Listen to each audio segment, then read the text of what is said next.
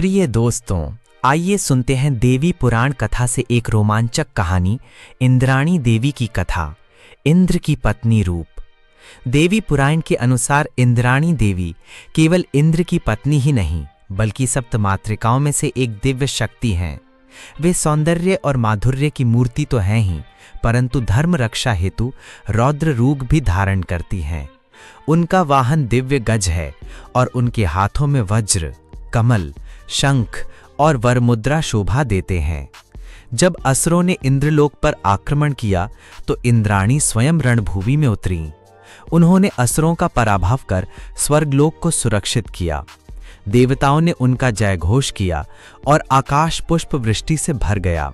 इंद्राणी का स्वरूप हमें यह सिखाता है कि स्त्री केवल सहचरी नहीं, बल्कि धर्म रक्षिका और तेजस्विनी शक्ति है।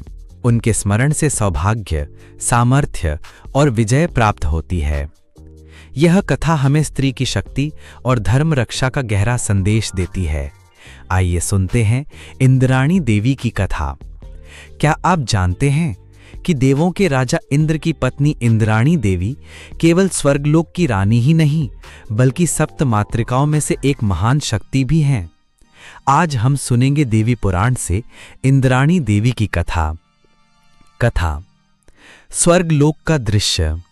स्वर्ग में इंद्र का राज दरबार सुसज्जित था। उनके साथ बैठी थी उनकी पत्नी इंद्राणी देवी। वे केवल सौंदर्य और माधुर्य की प्रतीक ही नहीं, बल्कि शक्ति और तेज की मूर्ति भी थीं।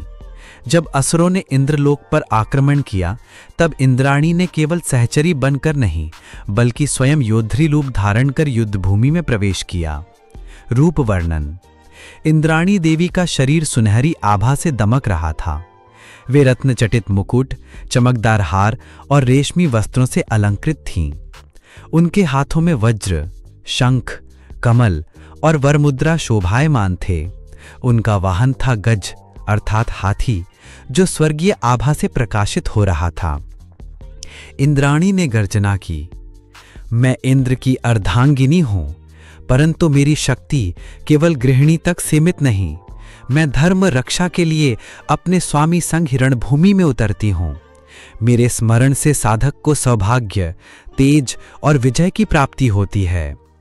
दृश्यात्मकता। देवता विस्मित होकर उनकी वंदना करते हैं।